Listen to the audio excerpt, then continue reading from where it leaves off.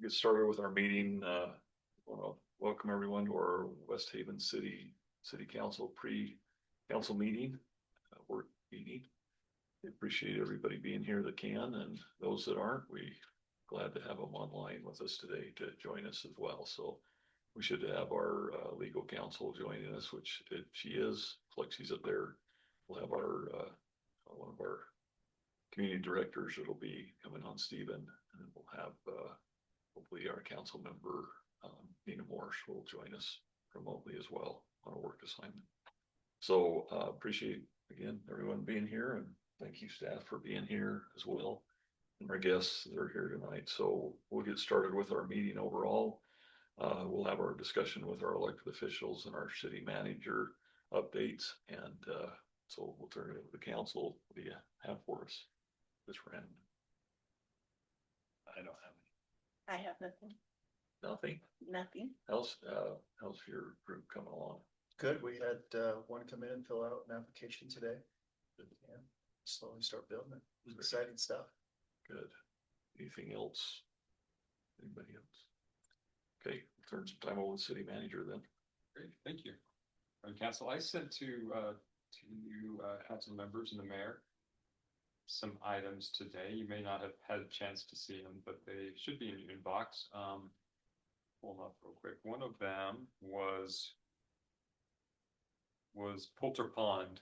As you know, we've been working on with the landscape architect MGB+A to have a plan that we can implement, and they have 95% completion of the design, and it's in your inbox. It does include a cost estimate, which is significant, at like 1.9 million. 300,000 was contingency. They put a 20% contingency.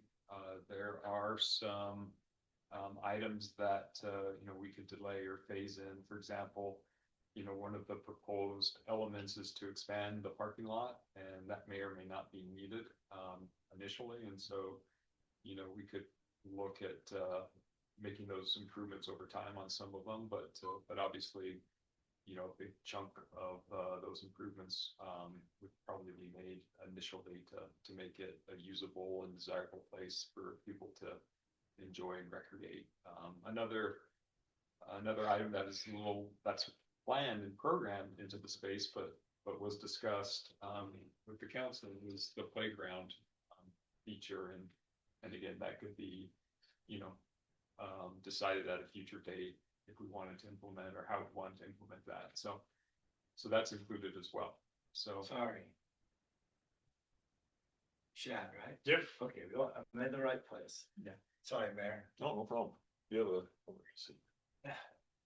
So just be aware, take a look. If you have any significant concerns, let us know. But we did program some money in the budget. I think I want to say it was about 300,000 just to do some shoreline improvements. There is a pending ramp grant for the pavilion, which we should know about. Brock, on that note, Brock did meet with some ramp representatives, and overall he felt like was encouraged by the conversation, and felt like we'd be really competitive with all of them. He was a little less optimistic, unfortunately, about our proposed mural project. The feedback that he was getting from that conversation was that either it wasn't competitive this year, or maybe isn't quite what they're looking for application. So related to ramp, again, I visited with Sherry Bingham today, and we talked about, and we appreciate some of the suggestions for the EASY grant, and so she'll be working on those as well. So the other item was related to a road project. I sent you the tentative alignment. That's based upon engineering practices, some environmental considerations relative to avoiding wetlands, and some property owners' input. So we're moving towards working to try to get legal descriptions and than appraisals. So we'll be using that alignment to just get one last conversation with the property owners. When I say we, I'm really speaking of our acquisition agent, Nadia. So anyways, we're moving along on that process as well. I saw, Sean, where there's a roundabout now at 1800 and, I guess it would be 2350. Is that what they're going to do, or is that just a suggestion they're looking at, or? No, I think that's the plan. I think that was modeled that way. Initially, this was, all before I was here, but, Oh, okay. but even in the impact fee facility plan and that, that, So that's the other property we're trying to take out, the 1800 south would be where the roundabout would go. 'Cause- and they did talk to some property owners there that would be impacted and, Yeah.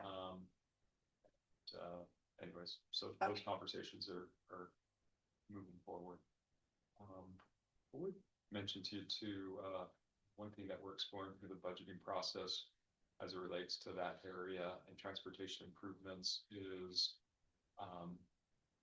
you know, we'll move forward with the 18 to 21 connector road, and we feel like, and we look at the timing again. I think several weeks ago, I sent to the council members an update on timing of our projects. But, you know, I think that's going to be constructed hopefully in 2027. I think that's what my memory is, that connector road. But at the same time, I think we have a good opportunity to take a look at and make improvements on 18 South, relative to the box culvert. So we'll be, I think it's the Hooper Canal right there, correct me if I'm wrong. But 18 to 21, that connector road will cross the Hooper Canal. Right. And we think at the same time that there's some efficiencies that can be had from both a permitting, engineering, and construction perspective to do the box culvert on 1800 South as well. And so we're examining that improvement. That would not preclude us. We did coordinate with WACOG. That would not preclude us. That might even enhance our application for the next go around, because we did submit that application to connect the connector road to the intersection improvements on 18, you know, via 18 South. But that did not get funded this year. But if we move forward with the box culvert, we feel like, and they said as much, that if it is funded, they would either reimburse us for that improvement or, you know, count towards our match. But nonetheless, it would, you know, we could still leverage that in the future. And again, it might demonstrate the readiness for the project and a decision to, but that's an important project. So all that's to say is we're exploring that as an option. And then I think that may be it. I'm going to see if there's anything else that I said that we're deep in conversation.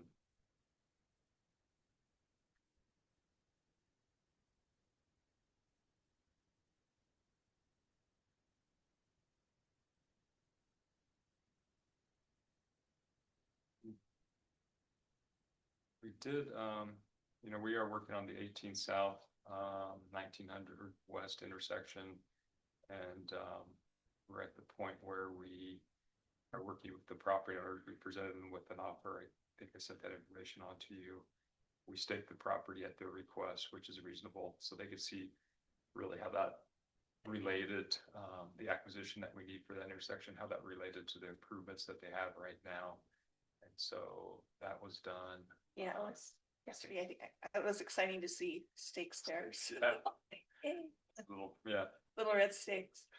So, so hopefully within the next couple of weeks, we'll hear back from them. The ball's, I think, in their court to consider the offer, and they do have some time relative to that, you know, that process or what's anticipated in the process. So, and the other thing I was going to mention today, moving forward with the street lights, you might recall that that this current budget year that we have budgeted some retrofits for street lights that would change high sodium. I'm not saying it right.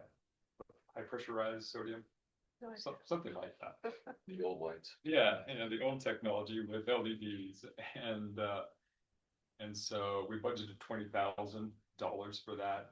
You know, there's a payback period, which obviously would hold those lights to the foreseeable future and beyond, those streetlights would be there. So, you know, one was a shorter payback period.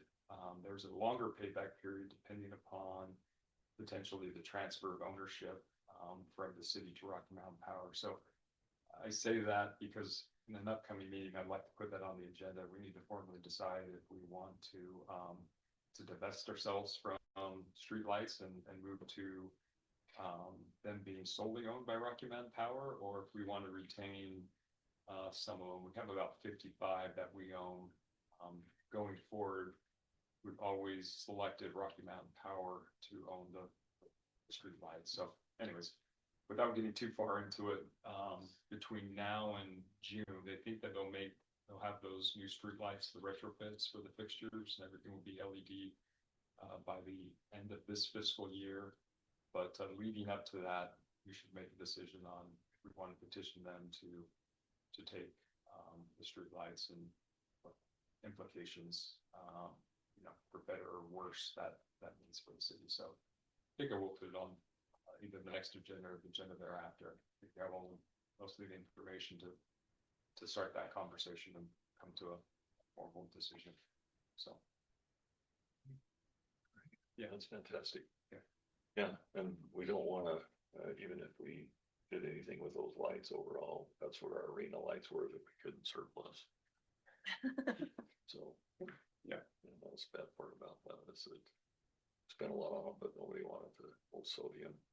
Cause it takes a while for them to warm up, and they take a lot of power too. That'll work out good, thanks for the input. Does the council have any questions about any of those projects?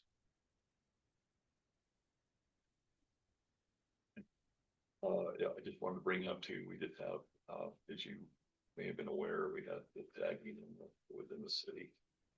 We had quite a few areas where they tagged areas, especially up and down 2550 over by Gainesville Elementary on 3500, and tagged a lot of areas along there. So the Taylor Fifth Ward got involved with that and called them on Sunday. This was Saturday night when it was done, between 1:10 and about 1:30 in the morning. And so they tagged quite a few, and then I think Lieutenant Hensley indicated there was a lot of other areas that got tagged too, over in Davis County and some other areas too. So, but anyway, I hope that They think it was all coordinated. oh, for sure. There wasn't any profanity really. It was written on anything. It was just more of a words that were written on there was resolution, or so.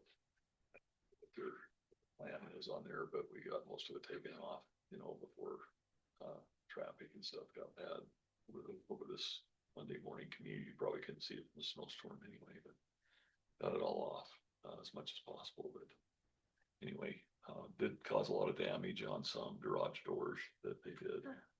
When people's doors oxidize and then they try and take graffiti off, it discolors the door pretty badly, and they probably have to be repainted. So, but there was a lot of damage in there. But I appreciated Jace being on call. He went over the city building and got the graffiti removal. We were able to get a lot of stuff taken off from that. So anyway, I hope that if people have concerns or issues as a public, notice we'll mention this in council meeting too, that, you know, that they come to the city, or they post it on paper, if, you know, they have that right to do that instead of causing property damage. But anyway, that's kind of what we ended up with that overall. And we'll be getting involved with more of our businesses too, and recognizing our businesses coming up here soon. So on our next council meeting, March, we'll start doing those. So if you have a business that you're interested in highlighting due to tenure especially, we'll be doing some, maybe one or two per council meeting. All right. Next on our agenda on here, we have on item number 2 is our presentation of discussion rezoning the property at approximately 4385 west and 4000 south. Approximately 4.5 acres, exploring the home ownership promotion zone. And we'll turn that time over to Chad and Edward. Yep, thank you. Thanks. Is there a way to plug in to this? Or I have a PowerPoint, but.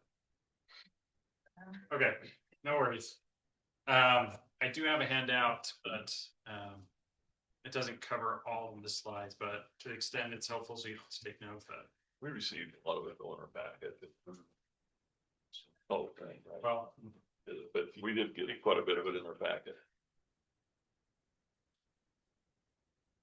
well, to the extent this is at all helpful, this is a very small screen. But there's some visuals to kind of give you an idea of what we're talking about. But first off, appreciate you inviting us here. Super cool. And we just really wanted to have an open conversation with y'all so that we can kind of find the best use for this property here. So as you mentioned, it's about 4.5 acres.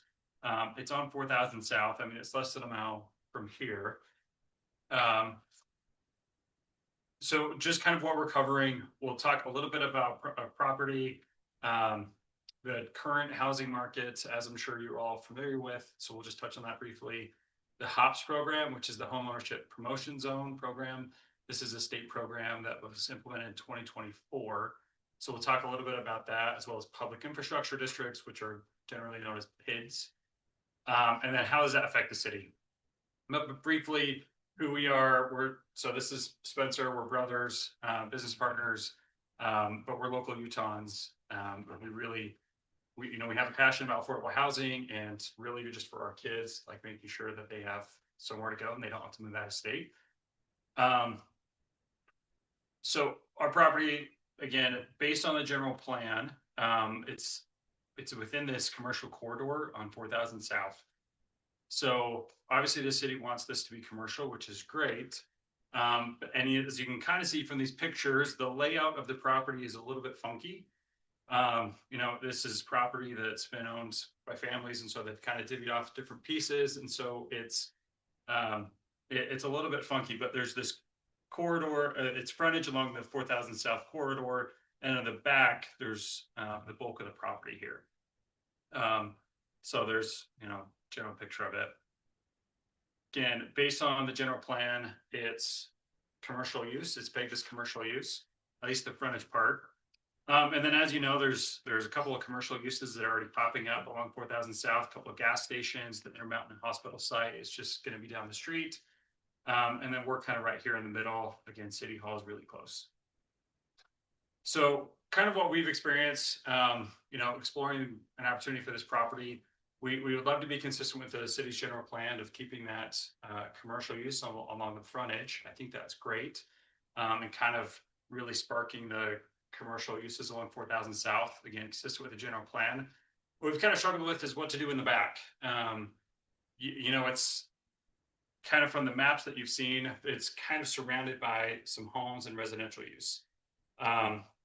So we don't really think it's great for commercial.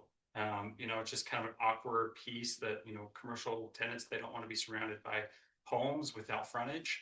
So that's why the frontage piece is really attractive, but the back is not as attractive for commercial use. And then given the history and a little bit of access issues, single family home development is also a little bit tricky. So when we're putting our heads together, we think this is a really good opportunity for this HOPS program. So again, this is really small based on a laptop screen, but this is kind of how we envision it. We're commercials right here along the corridor with the home ownership promotion zone at the back. So again, I don't want to spend too much time on the housing market in West Haven. I'm sure you're all familiar with it. But based on what we've seen, the median home value is about $550,000. The median income based on the U.S. Census is about just a tick over $100,000. So practically speaking, what does that mean for, I would say, a first-time home buyer who's trying to buy a median, just a middle of the ground house, has a middle of the ground income? We've kind of estimated that their net take-home pay is about $6,000 a month. Based on current interest rates, say they got a good deal at 6% interest, they're looking at if they put 5% down, they have to come up with about $27,000 for a down payment. And then their monthly payment is just under $3,800. So that's 63% of their income is going towards just their mortgage, and that doesn't include utilities, that doesn't include, you know, if they have a car payment, student loans, anything like that. If they were able to put $55,000, again, this is first time home buyer, so 55,000 is a lot. Their monthly payment would come down to about just over $3,500. So given how, you know, and this isn't, you know, those are some numbers from West Haven. We think that this is a problem, and the state agrees, obviously, throughout the state. First time home buyers are struggling to find something affordable, not only the home values, but interest rates. So in 2024, they implemented several different programs, 5 to be specific, to target this problem where, you know, they're incentivizing builders, there's some financing options, but a lot of those programs are geared towards, say, transit-oriented housing next to a front runner station, or super high density, which is 30 units per acre. So none of those would really be a good fit. But we think what would be a really good opportunity for this property and for West Haven, frankly, is this home ownership promotion zone. So this is a program by the state. So there's a couple of state requirements that they set forth. One is it has to be a parcel that's less than 10 acres. It has to be currently zoned for 6 units an acre or less. And then it has to be rezoned for 6 units per acre or more. So it has to be a little bit higher, medium to high density. There's some deed restrictions, but it has to be owner occupied. So whoever develops the land, they have to sell it to someone who will occupy the home for 5 years or more. And it's a deed restriction, so it's going to be a strict requirement that they have to occupy the home for 5 years or more.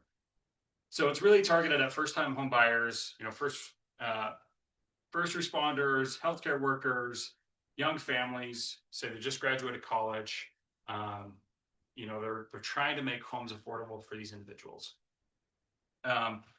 The deed restriction, I think, is a kind of a cool requirement. You know, it may sound daunting for someone who's buying a home that they have to live there for 5 years, especially if they have a young family. They're saying we have to make this commitment for 5 years. But there's a couple of reasons why that's required. One, and first and foremost, they don't want to have whoever develops the property sell it to someone who's going to be an investor who buys it at essentially 80%. Because that's the thing is, they have to whatever the home is, it has to sell for 80% the median county sales price. So they're essentially required to sell it at a discount. So when you're an institutional investor, you see this discounted property, you want to buy it and then jack up rents. And so that's strictly prohibited. It has to be sold to someone who's going to occupy the home for 5 years. So, and then for the person buying the home, they're looking at it like I'm buying this home for essentially 80% of what it's worth. And then, so essentially, as soon as I buy it, I have built-in equity. And then you have to own it for 5 years. So then over the 5 years, it's an appreciating asset. At the end of the 5 years, you not only have instant equity because you bought it at a discount, but own this appreciating asset for 5 years. And then after the 5 years, you have equity that you can then sell to roll into your next house. So it's kind of a cool thing. But in order for a builder to sell it at 80% or less than what the median county sales price is, there has to be funded by, it can't just come from expecting the builder to take a haircut on these homes. So it has to be funded some way. So the way that this program is funded is through property tax that's generated by the project. And it's not an additional tax, it's tax that's already going to be paid by these homeowners. They're not paying an additional tax than say their neighbor would that's outside of this program. But you take the baseline of when the program is started. So it essentially takes the property tax based on the value of just the raw land as it's been sitting. Then once it's developed, it's reassessed, the property tax is increased, and that increase is then 60% of that is then funded for the developer. The county keeps 40% as normal property taxes, and then 60% goes to the developer. And then this is for the next 15 years. And so there's these funds that are generated by the project, for the next 15 years, 60% is funded to the developer, to make these homes more affordable. So just super basic example. I know it's a little bit complicated. Take the raw land, say it's $1,000. Once it's developed, it's now $2,000. You know, the difference is $1,000. So $600 is then given to the developer. Really, the way that the funds work is it's given to the city, who then redirects it to the developer, and then the developer can use those funds for public infrastructure, so roads, utilities, and just horizontal site improvements. The other thing, again, is just to add a little bit more complication to it. Because this is property tax that's generated over the next 15 years, it's not super beneficial for any developer. They want cash now to actually pay for these site improvements. So you set up a public infrastructure district, a PID. You may have heard of that before. It's not specific to this HOPS program. It's used throughout some developments here in Utah. It's a PID. It's a technical government entity that's run by the developer, which is a little bit funky. But the reason is because that PID receives the tax funds, that 60% incremental tax. They receive that, and then because it's a government entity and it's receiving tax, it can issue bonds at a really favorable interest rate.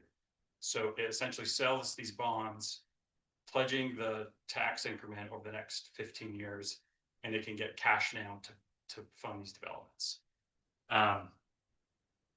Feel free to throw something at me at any point if you have a question or something. I know it's a little bit complicated, but we have a lot to cover and I don't want to take up too much of your time.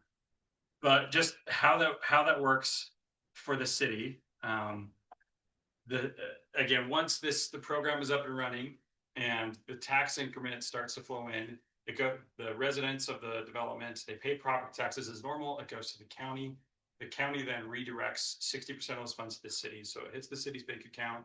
They keep a 3% administration fee, so that the city actually generates revenue from this that otherwise would have been paid to the county. They generate the 3%, and then they redirect it to the PID, who then essentially pays off these bonds over the next 15 years. So that PID only exists to receive the funds from the tax increment and then essentially pay the debt. And that's just on an ongoing basis. Once the 15 years is up, the PID dissolves. The county keeps 100% of the property taxes generated. Everything continues as normal. I already talked a little bit about PIDs. Again, the important thing is I know that it's weird that it's a government entity, but again, it's only a government entity so that it can essentially sell bonds at a favorable interest rate. It doesn't have any other powers. It doesn't have zoning powers. It doesn't have land use powers. It has zero powers. It only exists to receive the funds and pay off its debt. So how would that like tie into West Haven? So this is a new program. Some cities have adopted these, essentially the framework for these to work. But to my knowledge, I don't think anyone has actually done this. So it'd be kind of a cool opportunity for West Haven to say that we're taking on this initiative for affordable housing.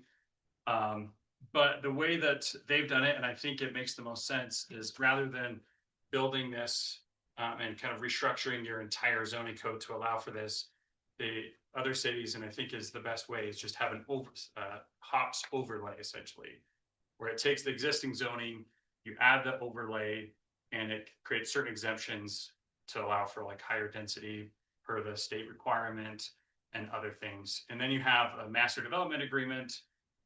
Once that's approved as an overlay, you have a development agreement with the city, and it accounts for all the things in the development, density, layout, height, all of that is factored into a development agreement. So just kind of reemphasizing some of the main points. The PID only exists for the financing aspect. It doesn't have any other powers. The debt that's created, these bonds that are issued, it's at the PID level, which is really controlled by the developer. It does not affect the city. The city's not taking on additional debt. They're not guaranteeing debt. The only way that they're involved is because they receive the funds from the county and then redirect it. But again, they get 3% of that. So it generates revenue for the city. So how does that affect into our project, and why do we think our project is a good idea for this?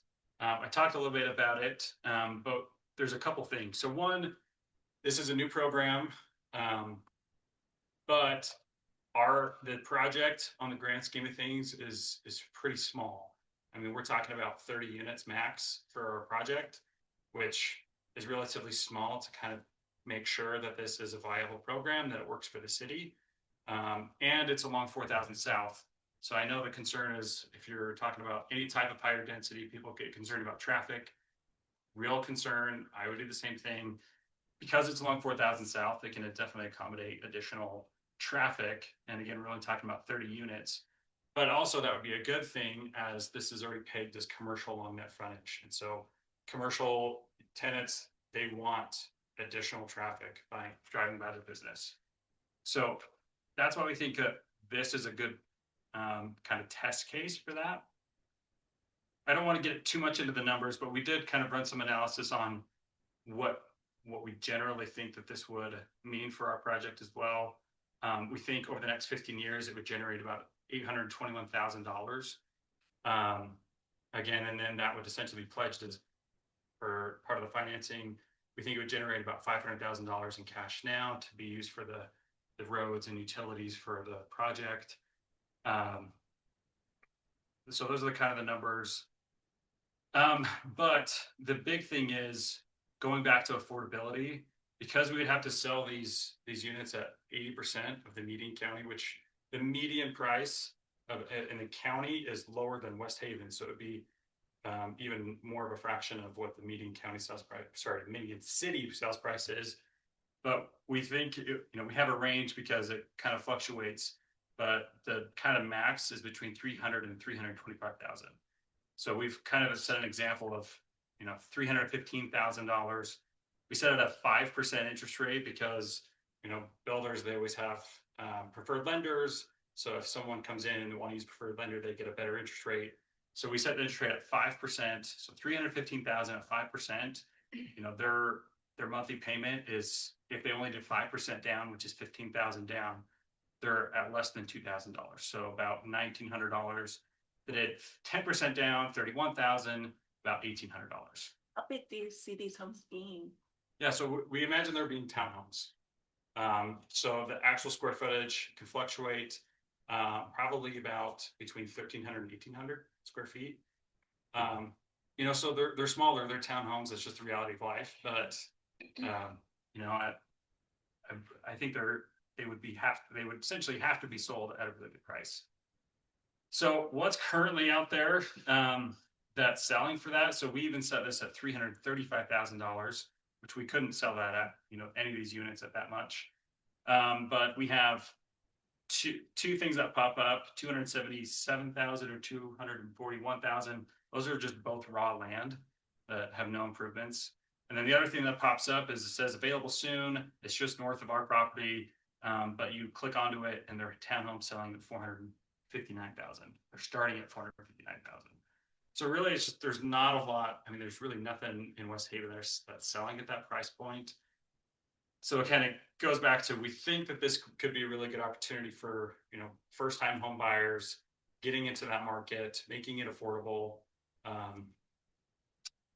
So in any event, I'm going to stop talking, but ultimately what we're hoping to hear from you is, we want support for the commercial aspect of the property that's consistent with the general plan along 4,000 South.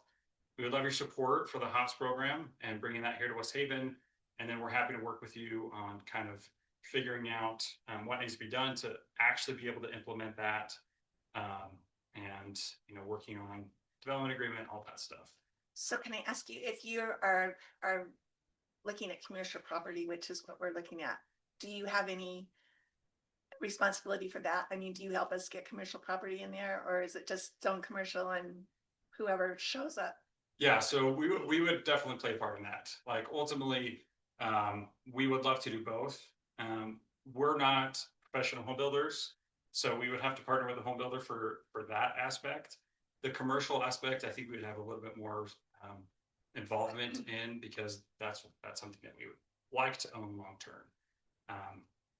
As far as the specific use, like, it's going to be tenant driven, which we've been working on the market for a while, and we think that there could be really good, like, medical, retail, and like food potential there. Oh, we always It's like- C1, but yeah, exactly. And again, with the hospital being really close, we think that that's going to be a large part of what drives what's up there. Yeah, I'd love to hear any other questions, thoughts you have about that. I know that's a ton of information to digest, so I apologize, but yeah, happy to hear thoughts, questions. Is this a state program, HOPS? Yep. Yeah, so what really changed with the hops is that prior to that, you could still, a home developer could come in and still do a PID and try to sell bonds. But the county, at the county level, they were not required to give you that 60%. You could ask for it, but then they could say no. But if you meet all of these requirements, the state requires the county to give you that 60% tax increment.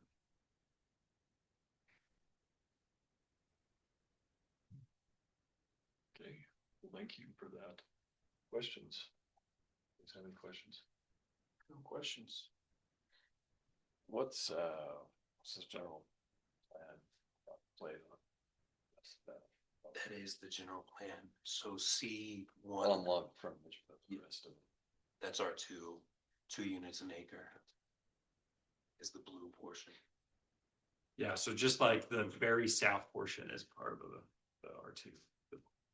And you said you were looking at about 30 units for this project? Yeah, So you're going with the bare minimum, which would be about 6 units an acre? it would be just over 6 units an acre, Yeah. yeah. Or between 6 and 8. How will that collide with our situation with buffering? Well, Because we're up against farm lands, basically. yeah, to the south, it's A1, and I think that's more consistent with the current general plan. The general plan is in flux, as we know right now, though, so it's hard to talk about. I think from the 3 proposals that we currently have from our consultants, it looks like it's all going to remain residential out there. So this could be potentially good buffer between, lower density to the south and then commercial and potential higher density along 4,000 south with the advent of the West Weaver corridor coming in. So I guess in short, this could be a good buffer option. They'd still have to be 17,000 square feet. They would be, yeah, against They're Child's probably- Place. Yeah. Mhm. I think Steven has something to say. Look at him raise his hand. Let's hear it, Go Stephen. ahead, Steve. Oh, sorry. I thought I heard my name, but so I guess on my questions, I know hops has not been utilized yet in the state, and I've actually heard some rumblings that this legislative session there could be some amendments to that program since it hasn't been utilized. I actually submitted to the league yesterday that we had because they requested if any cities are currently in the process of adopting one. I just submitted to them that we have a potential proposal in front of us because there's been some talk about amending it. So I'm not sure what the future of hops looks like, just to start off with.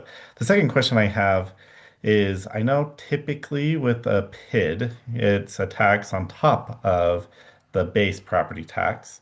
And it sounds like in this case, that's not what is being proposed. However, my question is, we don't have a property tax in the city, so I'm not sure how we would do tax increment financing without a base tax to begin with. Yeah, it's at the county level, right? So homeowners are still paying a property tax to the county. And that's the county then is redirecting the property tax to the city, who then pays the PID. And you're absolutely right. PIDs get, PIDs are utilized throughout the state in different ways. A lot of times they're for, say, a city who wants to encourage specific developments, say like a hotel for the Olympics or a sports district. They can allow a developer to set up a PID and they can tax the people within the PID at a higher level. So now the people within the PID are paying higher taxes than someone else outside of that district. In this case, that's not what happens. Again, it's tax that's already being paid. It's just being redirected to 60% that the that's the increment, right? 60% of that goes to the PID.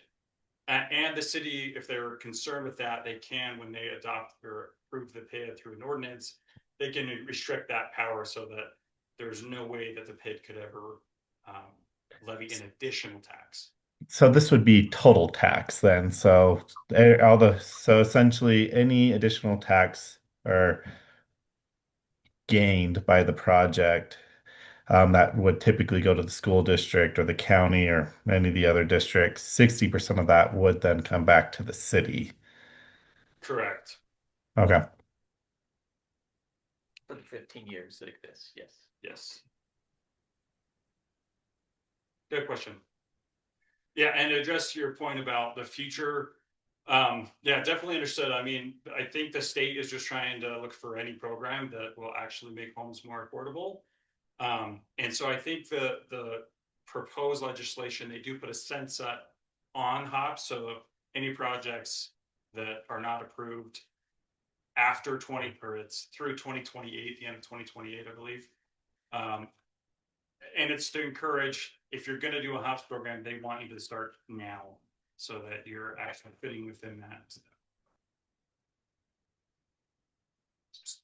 Sorry if you already answered this question, but where does the city's 5% come from? Does that come from the 40% that would otherwise be going back to the county, or? Yeah, good question. So it's from the 60%. So the county keeps the 40%. They redirect 60% of that to the city. The city then keeps 3% of what they receive. Oh, 3%.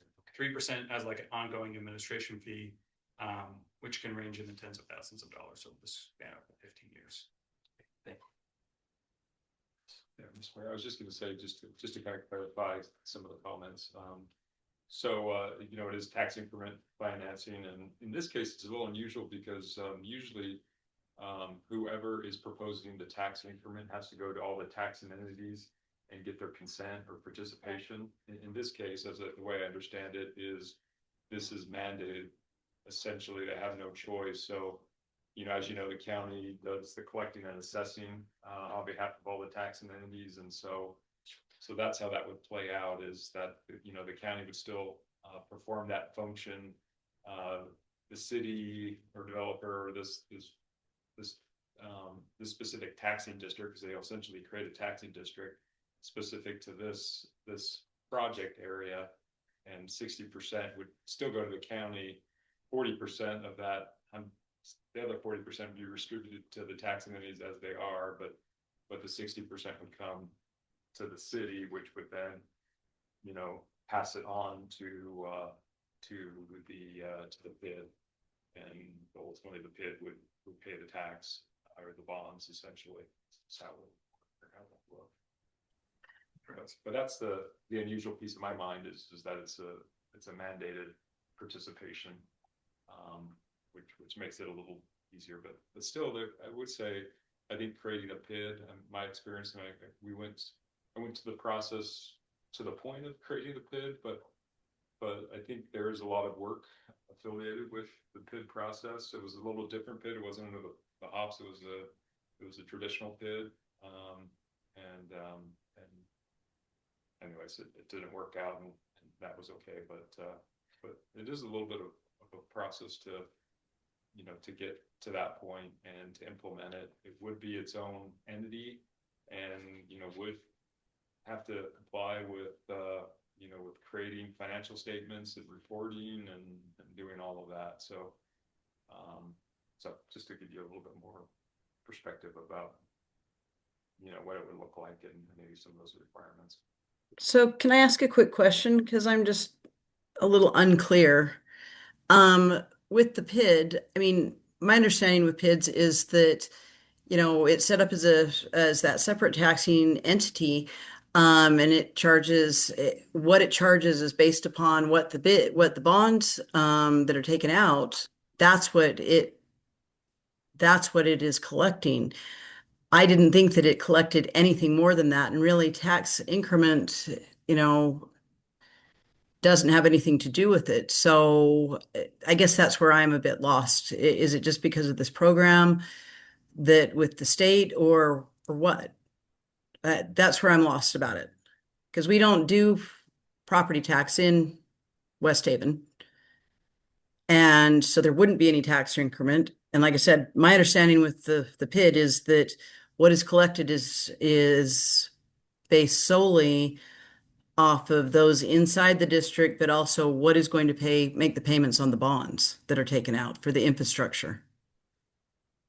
Yeah, great questions. So again, the increment is based on the county. So whatever assessment the county adds to the property, that's the tax increment. And the base level is the raw land.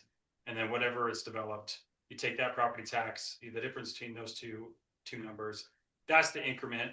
The PID does not, in this case, levy any tax on the property.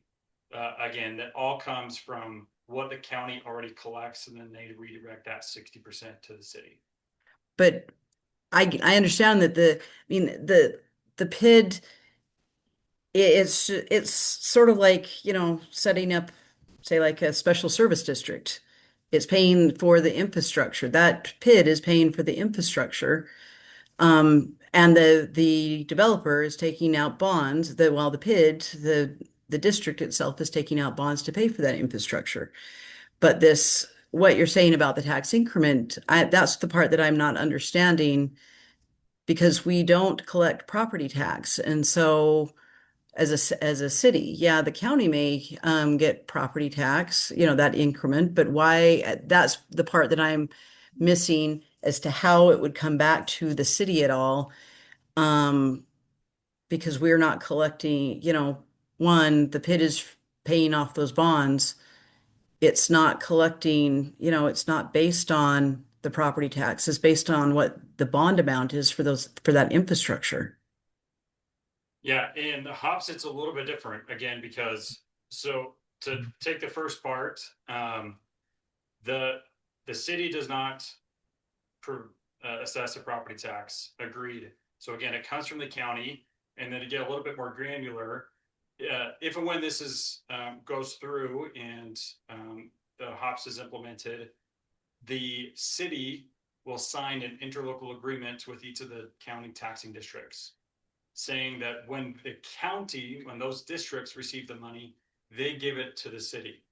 So that's how the flow of funds works. The residents pay the property tax to the county districts redirect the funds to the city, and then the city gets it the PID. The PID does pay the bonds, but it's not based on any particular amount. It's whatever funds come in from that 60% tax increment. And the pricing of those bonds all come into play, where we don't have an exact amount. We have an estimate based on historical levels of what the county is going to assess a particular property at. And the difference between that and the base year, we can generally calculate that, but we can't say it's an exact dollar amount, and the county has to charge X amount of dollars in property taxes to pay for these bonds. It's all baked into the financing and the bonds, that we don't have a particular number, because the county taxes can go up or they can go down, and we're just taking 60% of what that value is. Does that make sense? Not really, because like I said, I know how the PID works in general. It's this other that I'm not understanding, and I'm not quite understanding why any of the other taxing entities would say okay to sending us money. It's because it's state required as of 2024.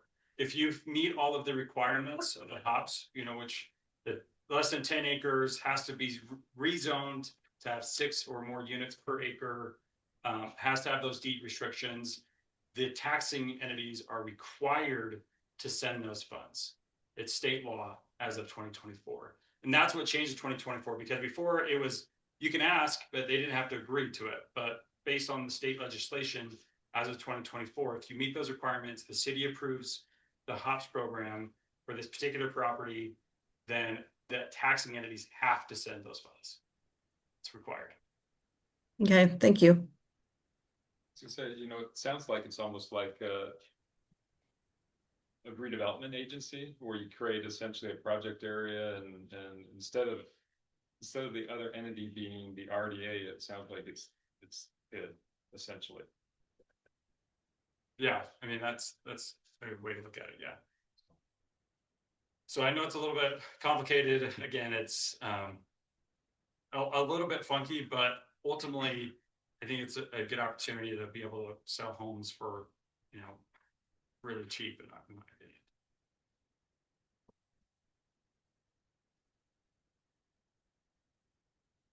Any questions from the council?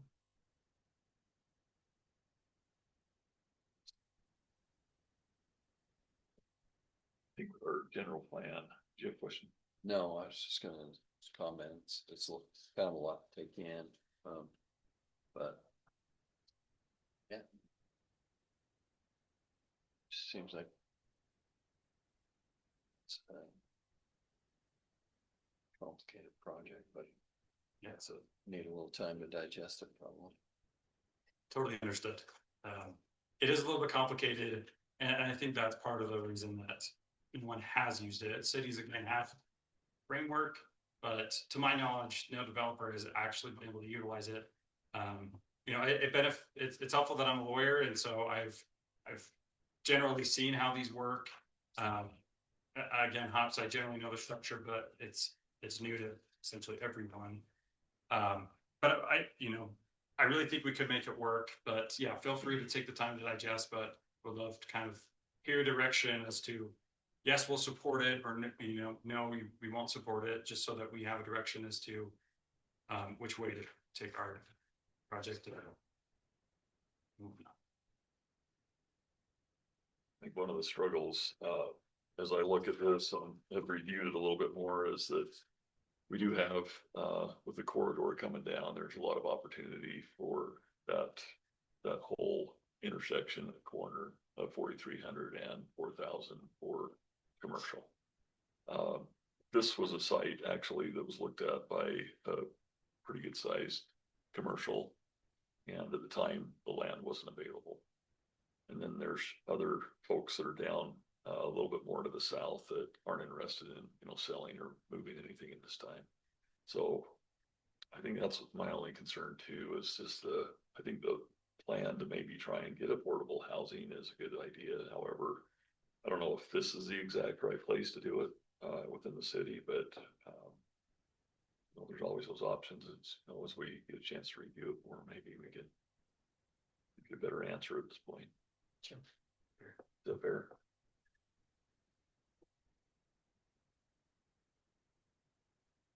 Well, anyway, at this point in time, yeah, I appreciate the information, and yeah, I think the first line was, this is a complicated, you ended with it's complicated.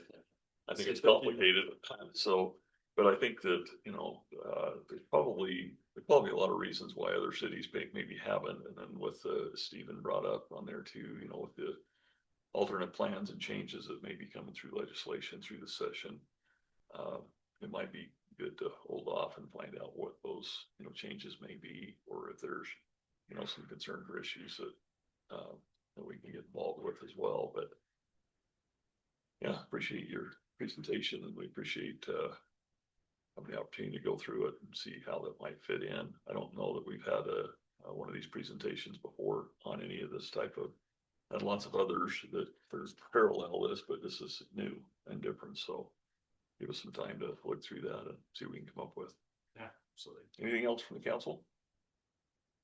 At this point. Okay, we'll go ahead and close this meeting and move to our city council meeting here. That's